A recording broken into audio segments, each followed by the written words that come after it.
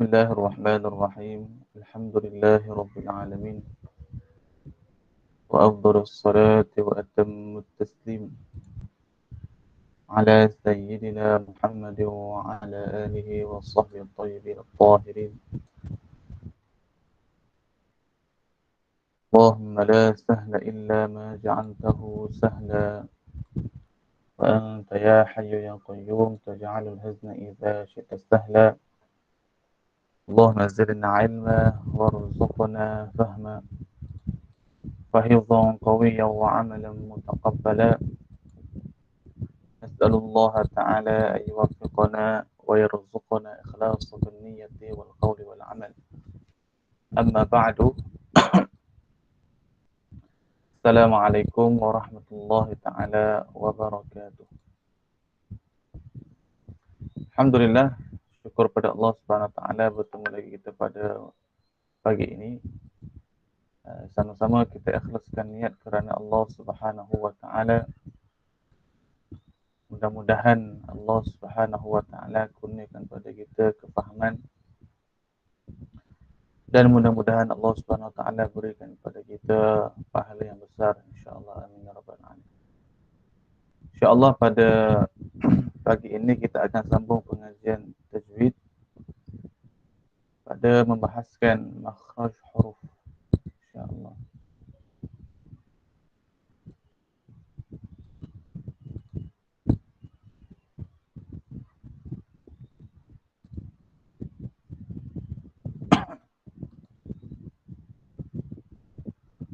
Baik.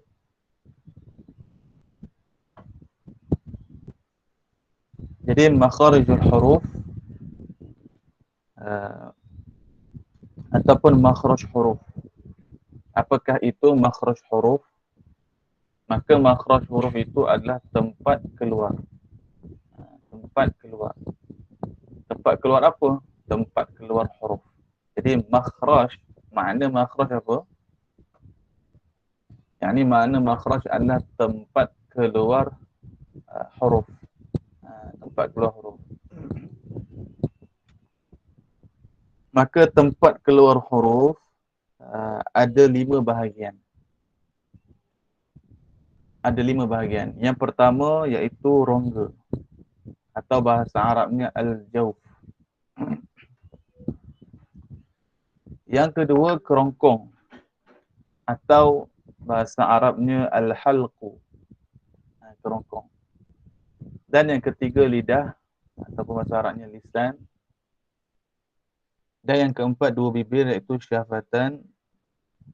Dan yang kelima khayshum, bahasa Arabnya khayshum, iaitu hujung hidung. Nanti setiap daripada ini ada bab-babnya, insya-Allah nanti kita akan sampai.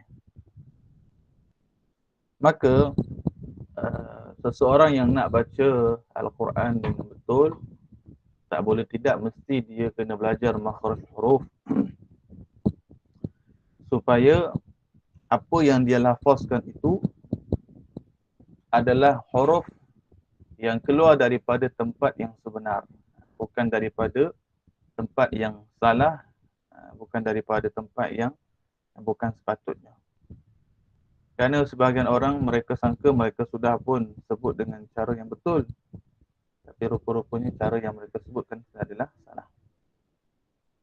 Maka dalam pengajian ini kita akan bahaskan satu persatu, insya-Allah taala. Mudah-mudahan Allah taala berikan pada kita faham, insya-Allah.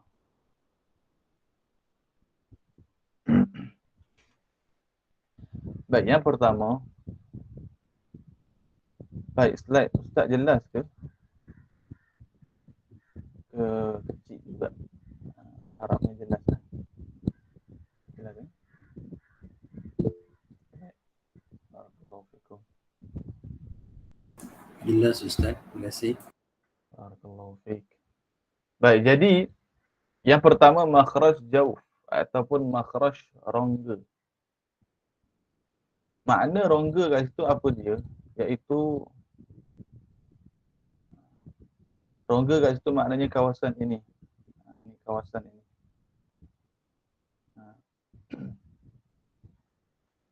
Baik, jadi kata ulama, rongga itu apa? Iaitu adalah ruang kosong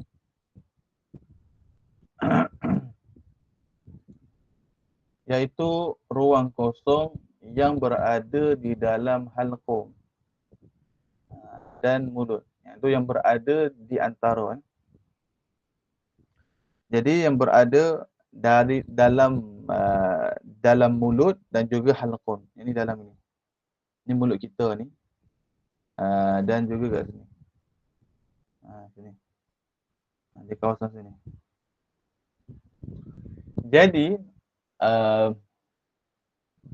tempat keluar ini ataupun makhraj jawf ini, makhraj tempat keluar rongga itu, maka apakah huruf yang keluar daripadanya? Maka keluar daripadanya huruf alif, waw dan ya yang sukun, yang mati dan sebelumnya terdapat harakat yang sejenis dengannya. Apa makna yang sejenis dengan dia? Yang mana maknanya ini? Gambar rajah ni. Kalau huruf alif sebelumnya mesti fathah.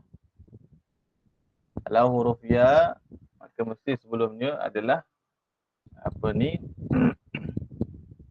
Baris bawah. Baris bawah. Dan waw sebelumnya baris depan. Okey, baik. Jadi kalau alif, ya dan juga waw sebelumnya adalah apa ni baris.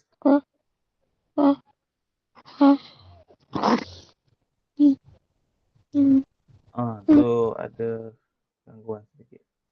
Okey, baik. Jadi sejenis dengan dia, harakat sejenis maknanya apa? Sama. Kalau alif dengan fathah. Atau ya dengan kasrah. Waw dengan dhammah. Ataupun nama yang lainnya, kata ulama, dinamakan sebagai mad.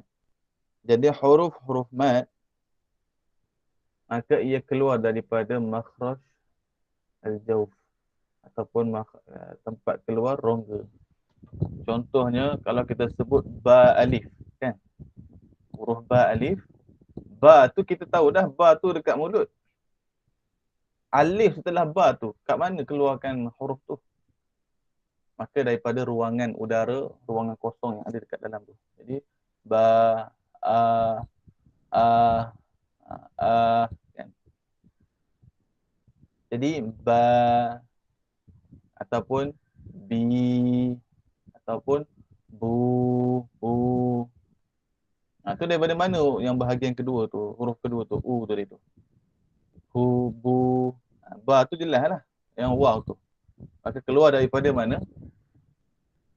Daripada makhraj al-jawf. Okey. Mudah saja.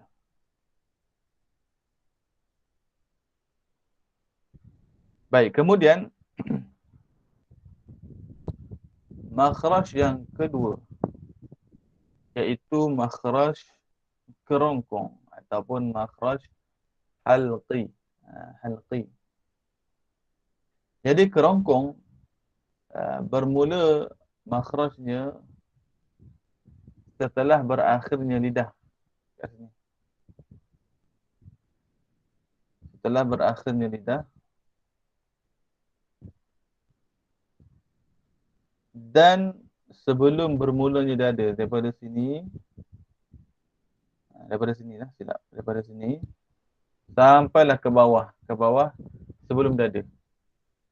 Maka bunyi yang keluar daripada itu, maka dia termasuk dalam kategori makhraj kerongkong, had kerongkong, tempat keluar kerongkong. Maka untuk kerongkong, makhraj kerongkong, maka terdapat 3 bahagian. 3 tempat, ada 3 bahagian.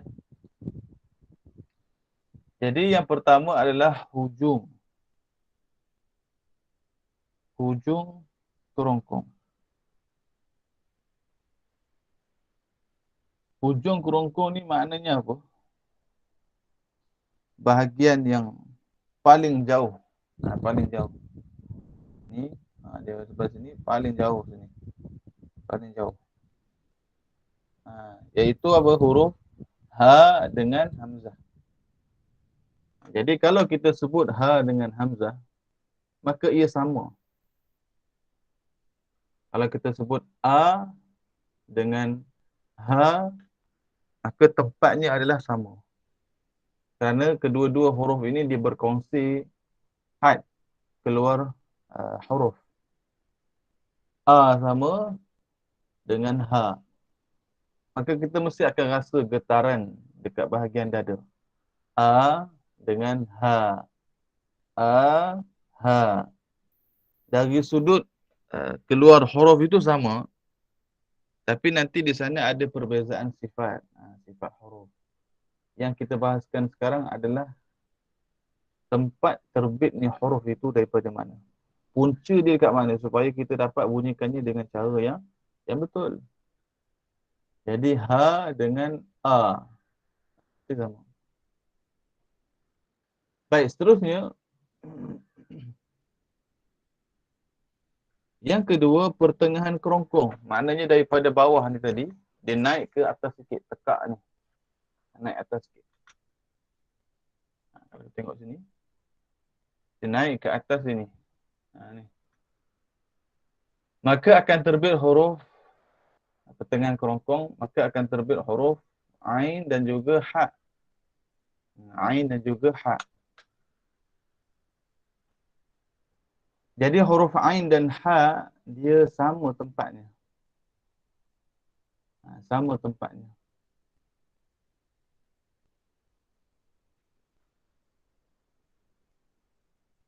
Jadi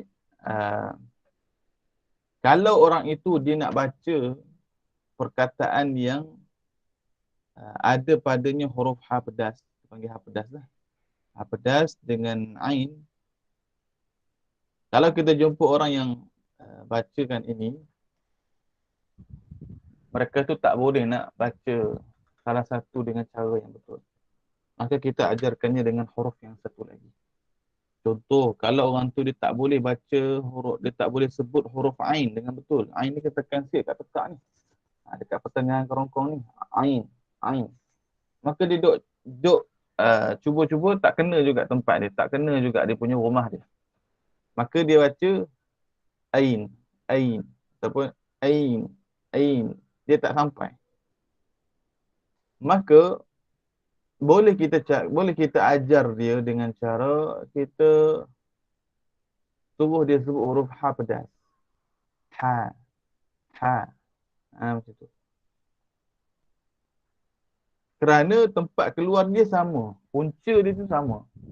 Tapi sifatnya tak samalah. Cuma kita bahas sekarang adalah punca dia. Ini tempat keluar dia. Jadi kalau nak sampaikan dia pada tempat tersebut, ajar huruf yang sebalik dia. Ain. Itu ha, ha. Mesti kena tekan dekat belakang tekak. Ha. A. Ha. A. Ha. A. Sama. Jadi ramai orang mereka tak baca dengan ain dengan betul. Orang yang tak belajar tajwid ni, banyak keadaan dia tak jaga huruf ain. Ramai. Kalau baca Quran tak apa lagi lah. Tapi kalau baca surah Al-Fatihah, maka itu memberi kesan pada bacaan, memberi kesan kepada ibadah solat dia. Al-Fatihah tak betul, tidak sah, maka solatnya pun terbatal.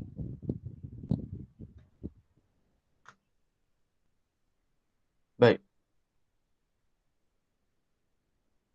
Jadi jangan dia baca Rabbil Alamin. Rabbil Alamin. Mana ada Alamin? Kena baca Rabbil Alamin. Rabbil Alamin. Tekan. Rabbil Alamin. Juga Alhamdu. Kena tekan sikit. Al-Ha. Ha. Bukan Alhamdu. Dia Alhamdu. Macam dekat ain juga. Alhamdu dengan Al-Alamin. Alamin. Okey, habis tu. Kemudian satu lagi, huruf ha pedas itu jangan dia samakan dengan ha bulat. Jadi ha pedas ni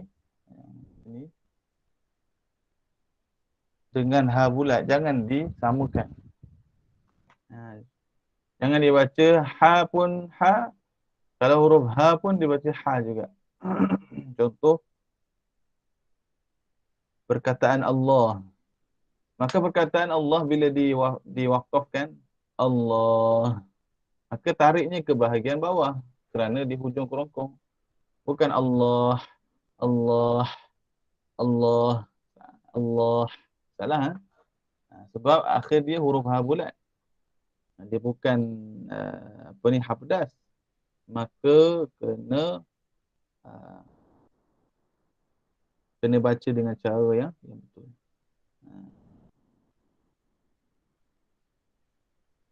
Jadi kena baca dengan huruf ha bulat. Allah, Allah. Macam tu. Ada lagi orang baca tak ada bunyi dah huruf kat belakang. Allah, Allah, Allah. Maka kalau macam ni, hukumnya adalah haram. Kerana dikira menyelewengkan nama Allah Subhanahu Wa Taala. Jadi kalau kita nak berzikir, nak dapat pahala, kena buat dengan cara yang betul. Ramai orang dia zikir cepat tapi tak ada pahala. Sebab bacaan dia salah. Contoh, zikir lepas solat. Contoh. Subhanallah. Kan? Ramai orang dia nak cepat-cepat kan. Dia baca Subhanallah, Subhanallah, Subhanallah, Subhanallah, Subhanallah. Oh, Subhanallah. Ha belakang dia mana? Hilang. Habis hilang. Ni kalau hilang tak ada pahala. Ramai orang baca macam tu. Subhanallah. Jadi dia baca, nak laju sangat kan. Afdal zikri, dia baca. Ila ya Rabbana Subhanallah. Yang lepas semayang tu. Ilahana ya Rabbana Subhanallah. Maka dia pun baca. Subhanallah, Subhanallah, Subhanallah, Subhanallah. Oh, kenapa baca oh? Salah. Subhanallah. Belakang ada ha. Kena bunyikan. Yang pertama dapat dosa. Yang kedua tidak sah. Tak ada pahala. Kerana mentahrifkan, menyelewengkan nama Allah Subhanahu Wa Taala. Jadi kalau nak baca elok. Baca jangan laju-laju. Nak laju-laju tak dapat apa-apa buat apa kan. Jadi baca dengan cara yang tartil, dengan elok. Subhanallah, Subhanallah, Subhanallah, Subhanallah. Bunyikan ha di belakang. Jangan bunyikan dengan ha pedas. Jangan baca Subhanallah, Subhanallah, Subhanallah. Salah. Baca dengan ha bulat. Subhanallah, Subhanallah, Subhanallah. Jangan tak ada bunyi langsung. Ha pedas pun tak ada. Ha pun tak ada juga. Subhanallah, Subhanallah. Macam tu. Maka ni bahaya. Ramai orang nak beramal tapi tak ada ilmu. Ikut-ikut orang baca macam tu, dia pun ikut juga. Maka tak ada apa-apa bagi dia melainkan dosa sahaja.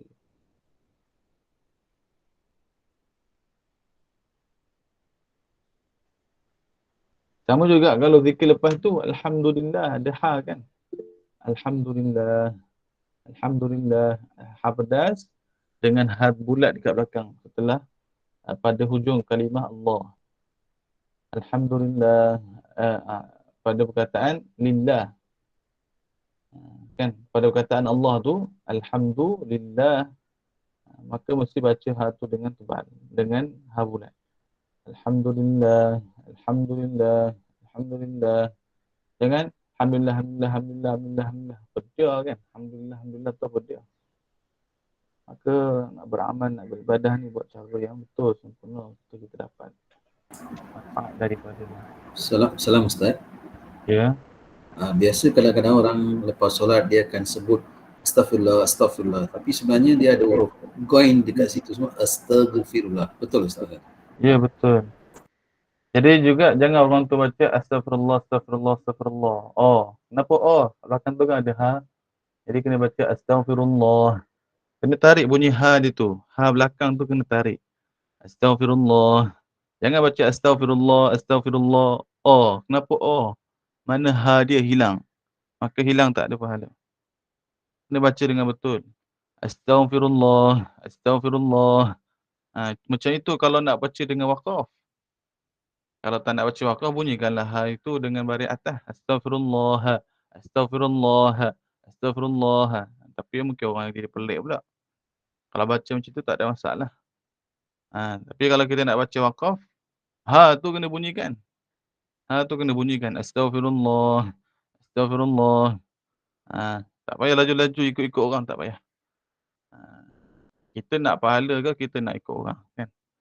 Jadi pahala akan diperolehi daripada orang yang buat dengan ikhlas. Dan ikhlas itu datang setelah buat dengan cara betul. Ikhlas pun, tapi kalau cara salah, tak ke mana juga nah. Jadi penting kita belajar ini supaya bukan sekadar kita belajar, tapi kita praktikkan. Ya, ada orang kat tangan. Yang kat tangan ni maksudnya tanya soalan ke ataupun saja tekan.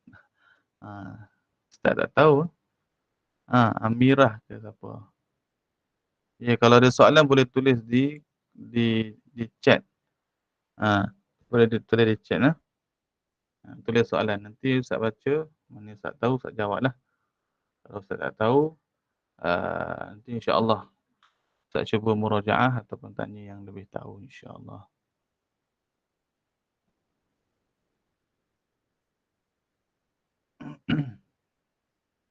Jadi, makhraj huruf ini bukan sekadar kita nak baca Quran je. Kena baca dengan cara yang betul. Nak berzikir pun kena baca dengan cara yang betul. Supaya dapat pahala. Okey. Jadi itu adalah beberapa contoh-contoh yang berlaku di luar. Maka Ustaz sebutkan di sini supaya antum jangan buat seperti mana mereka buat. Jangan buat seperti mana mereka buat. Jadi kadang-kadang kita pelik kenapa baca laju sangat zikir. Sampai ada yang baca tu kadang-kadang bacanya masya-Allah.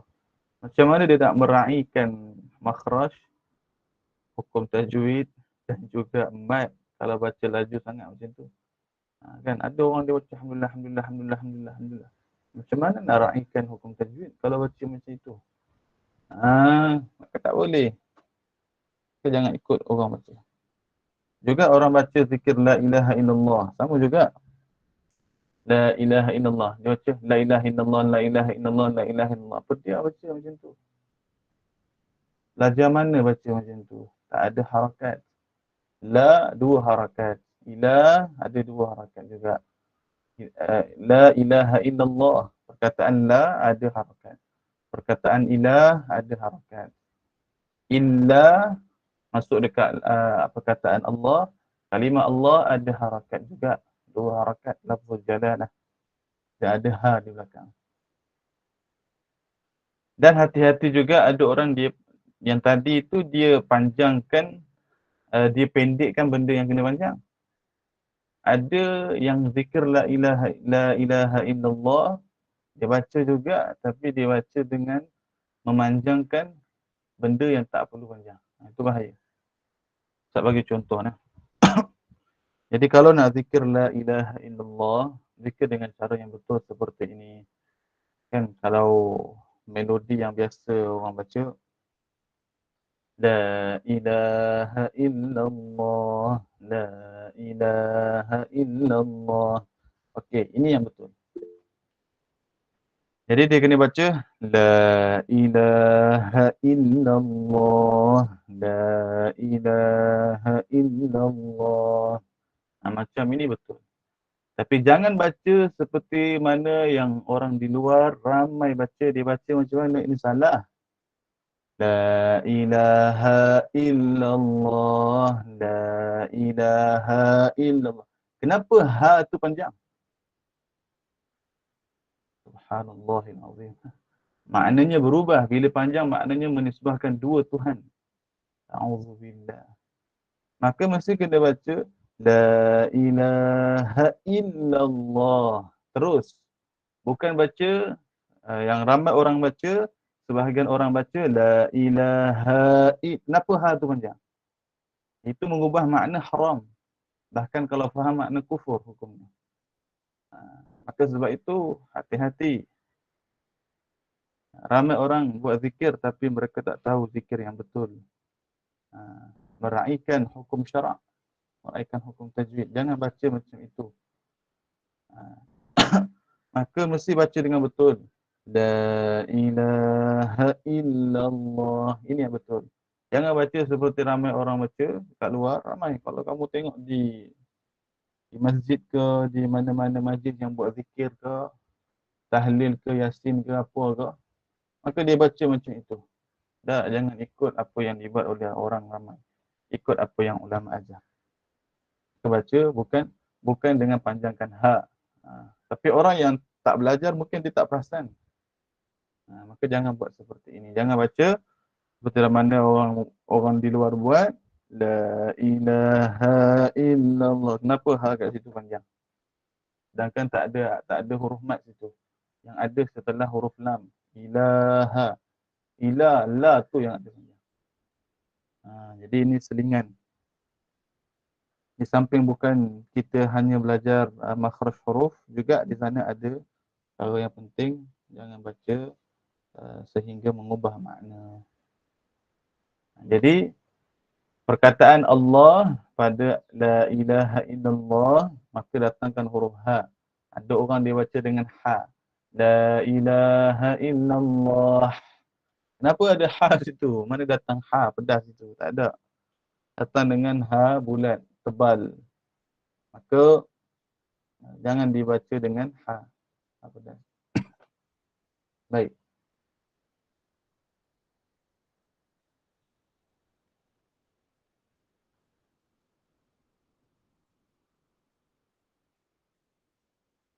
Jika ada soalan, jika baca doa kunut tetapi tukar huruf yang dibaca ha kepada huruf ain.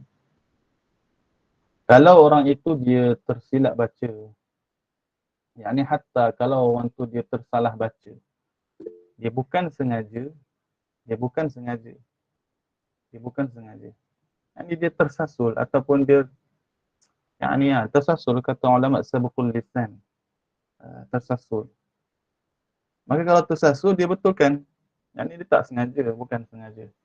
Tapi kalau orang itu baca dengan sengaja, yang kalau mengubah makna, yakni doa itu kalau dia mengubah makna yang tidak betul, yang mana membawa kepada kekufuran, sebagai contoh perkara-perkara yang bercanggah dengan syarak maknanya, maka haram. Kalau sengaja. Tapi kalau dia tidak sengaja ataupun dia tersasul, dia asalnya dia baca betul, tapi dia tersilap baca, maka kat sini ini tidak dosa. Maka kalau dia sedar ketika itu, dia betulkan balik semula, dia baca balik semula pada ayat tersebutlah.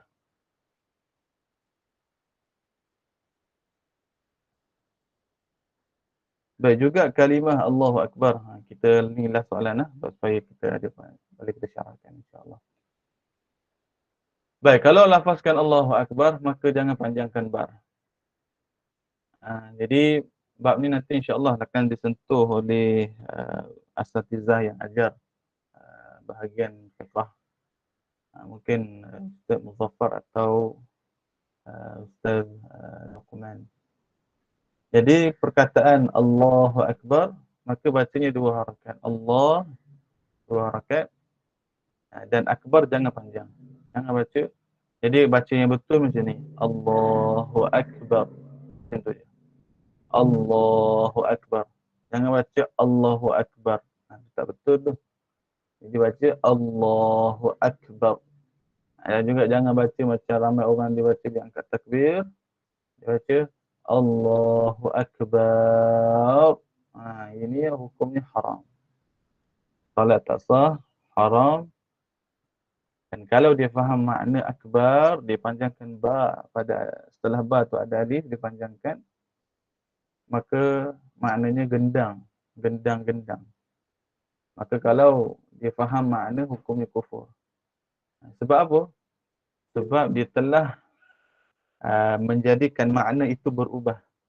Jadi seolah-olah dia kata Allah adalah gendang-gendang. Auzubillah. Sedangkan Allah Ta'ala maha besar. Yani Allah Ta'ala maha besar kekuasaannya. Sedangkan makna jadi macam itu, tidak baca jadi berubah.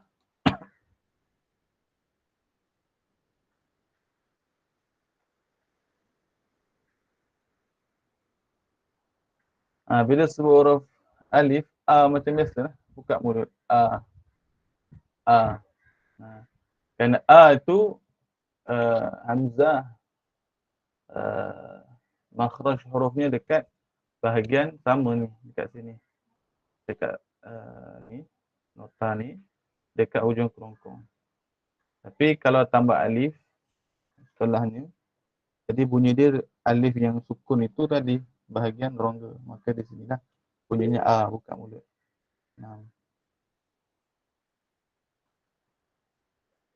Baik, seterusnya yang pangkal kerongkong. Pangkal kerongkong ni yang paling dekat dengan anak tekak ni. Kat sini ni anak tekak ni. Paling dekat. Jadi, datang pula. Jadi, terbit daripada itu, pangkal kerongkong, dua huruf, iaitu huruf kha dan juga huruf ghin. Ini huruf kha dan juga huruf ghin. Maka, bunyi kha dengan ghin itu, dia lebih kurang sedikit, walaupun dia ada beza, tapi makhrajnya sama, tempat keluarnya dekat tempat yang sama dekat belakang ni. Kalau orang kita nak bagi faham ni, keluarkan kahak dah. Nak keluarkan kahak tu macam mana? Maka getaran dekat belakang tekak tu, situlah tempat dia, pangkal kerongkong. Kha. Dan ghin pun sama juga. Maknanya apabila orang tu dia nak keluarkan huruf ghin, tekanan yang perlu dikeluarkan itu tempatnya mesti juga sama dengan pangkal kerongkong pada kha. Jadi seolah-olah kalau dia kata kha dengan gha. Itu. Jadi kalau kita pergi baca ayat Quran dalam surah Al-Fatihah, contoh ghairil, kan? Jangan baca gha. Gha tu dia buat apa? Gha tu dia angkat dia punya lidah ni bahagian belakang ni, dia tolak kat langit bahagian di langit atas ni. Ataupun orang Melayu panggil pelat R. Patutnya mari tapi disebut mari. Mari semua. Patutnya seorang tapi jadi seorang diri. Kan? Seorang diri. Kenapa jadi macam tu? Sebab dia jadikan huruf, kerana bunyi itu datang daripada mana? Daripada ni, hujung lidah ni, dia tolak ke langit. Sedangkan ghin bukan kat sini. Ghin tu pakai tekak belakang ni, tak pakai lidah. Ghin tak pakai lidah. Ghin pakai tekak belakang ni. Kerana makhrajnya adalah makhraj kerongkong, maka tarik ke belakang. Sama tempat kha juga. Contoh kalau kita baca ghairil maghdub. Macam kita baca ghairil maghdub. Kat situ kita nak bagi nampak tempat dia tu. Jadi sama juga dengan ghin. Tapi sifatnya tak sama macam kha tadi tu. Mesti tarik belakang. Ghairil maghdubi. Mesti tarik. Jangan dekat lidah je. Ghairil maghdub.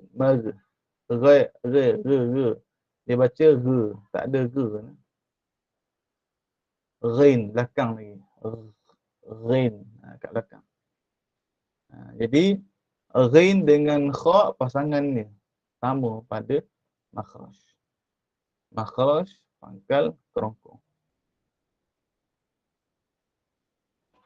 Okey, habis. Baik, sebelum kita berpindah, ada soalan terhadap kerongkong. Jangan tanya soalan luar kerongkong lah. Ada soalan tentang kerongkong, kalau ada nak tanya sebelum kita berpindah ke makhraj seterusnya. Kalau ada tulis soalan di ruangan chat. InsyaAllah. Tak ada. Okay, baik, kita terus. Baik, seterusnya adalah makhraj lidah. Tempat keluar lidah. Jadi kita kata tadi ada berapa? Makhraj, pembahagian makhraj huruf ada 5. Jadi kita baru bahaskan yang pertama makhraj rongga, yang kedua makhraj kerongkong, dan yang ketiga. Maka kita kembali balik kepada makhraj rongga 1, makhraj kerongkong ada 3, jadi dah ada 4 tempat. Dan makhraj lidah ni ada 10. Ada 10. Nanti satu-satu. Jadi point ni tempat dia lah. Tempat dia. 1, 2, nanti ada tambahan. Jadi makhraj lidah dia ada 10 tempat. Maknanya apa makna makhraj lidah? Maknanya nak mengeluarkan huruf itu perlu menggunakan lidah. Kalau tadi tak perlu pakai lidah pun. Mana ada pakai lidah? Ada pakai lidah. Tak ada. Tak pakai lidah. Jadi dia dekat bahagian halqum, dekat bahagian kerongkong. Jadi sekarang ni huruf yang kalau nak keluarkan dia mesti kena guna lidah. Guna lidah tu pula bukannya sama semua, tak.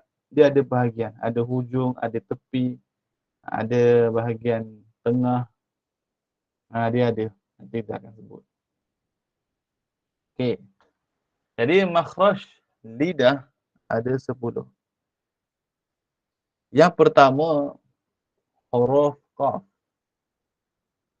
Jadi yang pertama kita bagi kepada pengakhiran lidah.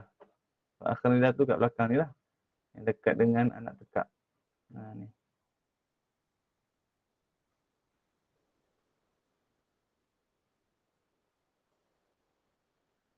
Jadi pengakhiran lidah. Sini. Berserta lelangit bahagian atas. Apa makna berserta langit bahagian atas? Iaitu hujung lidah ni diangkat ke langit bahagian belakang. Sentuh sini. Kalau kita tahan dia, kalau kita matikan. Cuba kalau kita buat mati. Kita tambah alif setelah alif sebelumnya.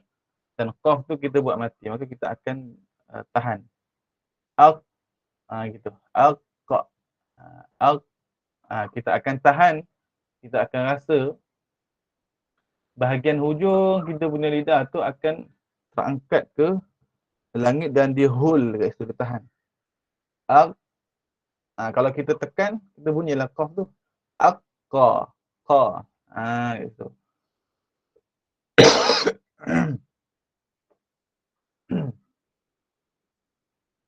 Jadi qa. Jadi akhir lidah berserta langit bahagian atas langit ni lah. Jadi akan dapat huruf qaf. Baik, seterusnya huruf kaf. Kaf ini dia sama macam qaf, pengakhiran lidah. Tapi dia lebih depan sikit. Jadi kata ulama, pengakhiran lidah ni berserta langit bahagian atas, ni bahagian langit atas, tetapi lebih hampir ke hadapan daripada qaf. Maknanya dia ke depan sedikit. Ke depan sikit daripada huruf qaf.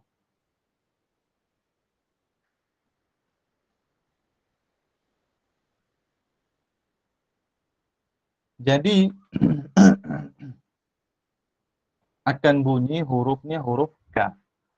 Jadi jangan baca kaf dengan qaf ni sama. Qaf ni dia dekat dengan tekak. Qa. Kalau kaf dia ke depan sedikit. Makna yang kita tarik ke atas langit tu bahagian lidah yang depan sikit daripada qaf tadi tu. Ka. Ka.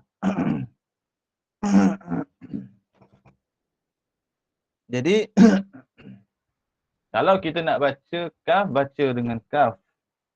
Kalau baca qaf, kalau huruf tu huruf qaf, baca dengan qaf. Jadi jangan campur bau. Lagi-lagi dalam Al-Fatihah. Jangan baca ihdinas siratal mustaqim. Patutnya baca mustaqim. ihdinas siratal mustaqim. Qim. Qaf itu pada bawah baca bunyi qi. Qa, qi, qu. Qim. Mustaqim.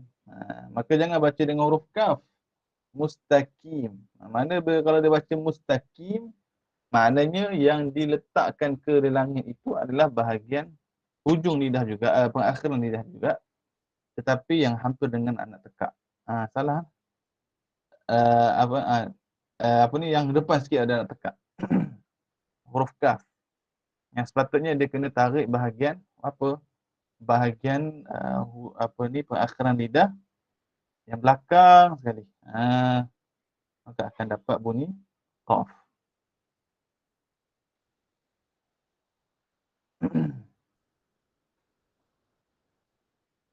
Baik, seterusnya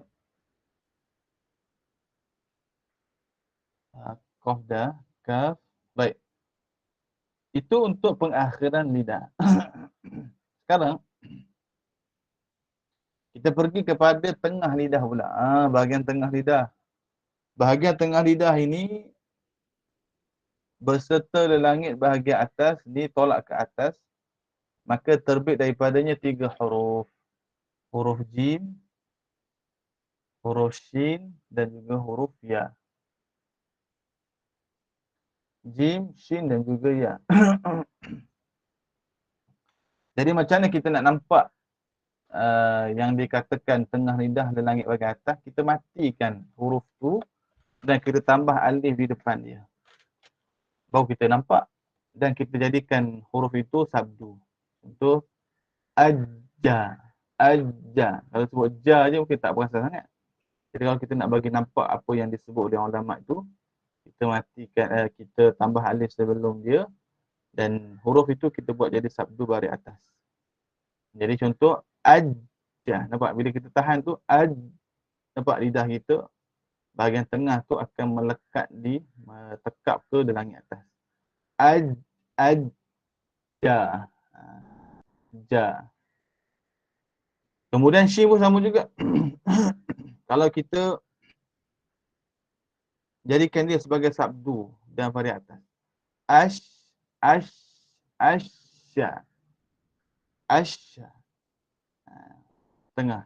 Tapi walaupun sama tempat keluar, tapi bukan maknanya sifat dia sama. Kerana sifat tu nanti dia ada bab yang lain. Maka shin dia ada sifat dia yang tak ada pada jim. Jim pun ada sifat yang tak ada pada shin.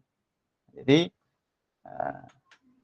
shin itu dia lain sikit. Tapi tengah lidah kena juga pada dia lain. Jadi kalau contoh kita baca asya. Macam tu. Kemudian huruf ya. Kalau sebut ya, bariskan atas dan jadikan sabdu. Jadi ayya. Maka dia akan dapat apa? Akan dapat tengah lidah tu akan ditolak ke langit, maka dapat huruf ya. Ajja, asya, ayya. Maka semua itu adalah menggunakan tengah lidah. Habis tu, ada soalan ke? Tak ada, nak? Baik, terus. Kat sini huruf dad. Dad ini, apa yang disebut oleh para ulama? Para ulama kata,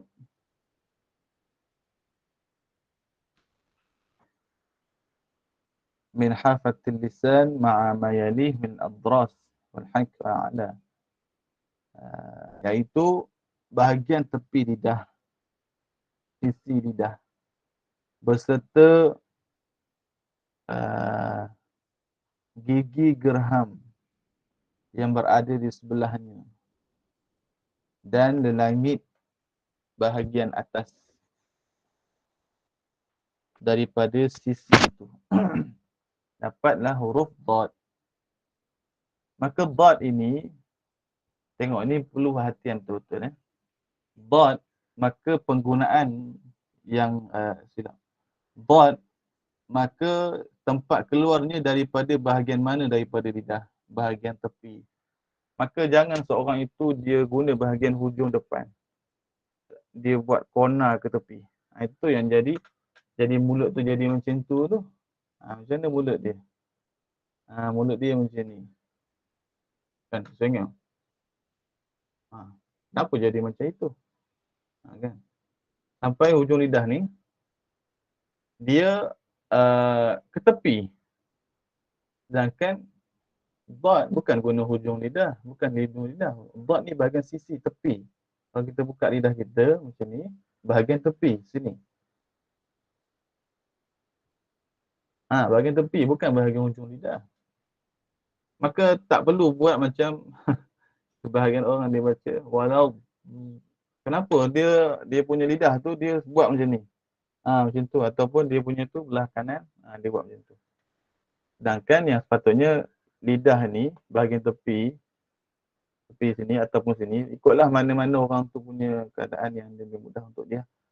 Ini tolak macam ni, tolak angkat ke gigi bahagian gusi bahagian atas tu. Di gerham tu tolak ke tepi tu, himpitkan dia. Dan kalau di belah kanan lah himpitkan. Bukannya pusing macam itu. Bukan. Tu salah.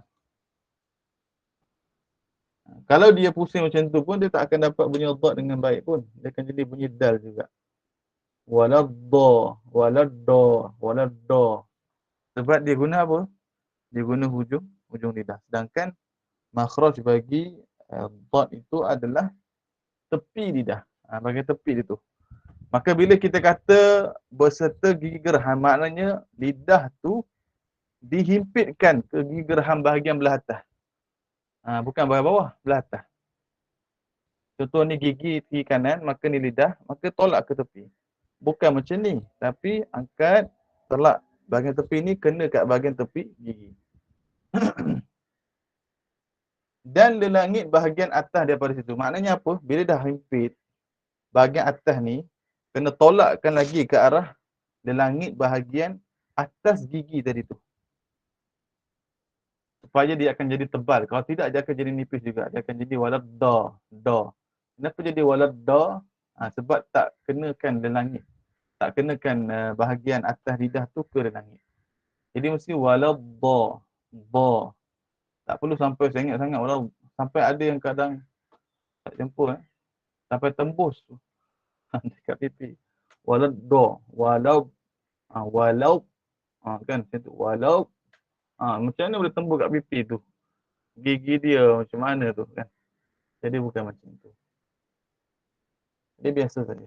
Walau dia memang berubah, mulut tu bergerak sikit tapi tak adalah over sangat. Walau kan. Dan ada orang pula dia baca dad, ujung lidah dia keluar pula. Ada. Walau ada orang baca tu walau dha. Dia baca walau dha. Salah. Walau dha. Situ. Ataupun belah kanan. Walau dha. Macam itu nah. Jadi penting orang itu seseorang yang nak baca Fatihah dengan betul, dia kuasai huruf dad ini, kerana ramai orang bacanya dengan cara yang salah. Maka menghasilkan bunyi yang salah. Al-Fatihah pula. Fatihah tu rukun dalam solat. Maka dad salah. Maka Fatihah tidak sah. Fatihah tidak sah. Solatnya pun tidak sah. Mesti orang yang dia nak selamat, maka hendaklah dia tasmi'. Dia memperdengarkan bacaan Fatihah dia kepada ustaz secara praktikal, depan-depan. Supayanya on the spot, gurunya itu terus betulkan dia. Kerana bahaya kalau orang ambil ringan tentang Fatihah, bimbang bacaan dia yang dia buat selama 60 tahun, dia solat. Tapi rupa-rupanya bila dia belajar, rupanya salah aku buat sebelum ni. Subhanallah. Alhamdulillah dia tahu dan dia boleh bertaubat. Dia qada balik ke apa ke. Kalau dah masuk kubur pun tak tahu-tahu juga. Tapi yang dia dapat tahu bila bila dia diazab kerana ibadahnya tidak diterima oleh Allah Subhanahu wa taala. Maka untuk hari ini sampai kepada Dhad, insya-Allah akan datang kita akan sambung makhraj yang lain juga insya-Allah. Barakallahu fikum. Sampai sini pada pagi ini. Allah Subhanahu wa taala a'lamu wa ahkam. La ilaha illallah. La ilaha illallah. La ilaha illallah. Allahumma salli ala sayyidina Muhammad wa ala alihi wa sahbihi wa sallim. Allahumma salli ala sayyidina Muhammad wa ala alihi wa sahbihi wa sallim. Allahumma salli ala sayyidina Muhammad wa ala alihi wa sahbihi wa sallim. Barakallahu fikum. Assalamualaikum warahmatullahi wabarakatuh. Waalaikumsalam warahmatullahi wabarakatuh. Waalaikumsalam warahmatullahi wabarakatuh.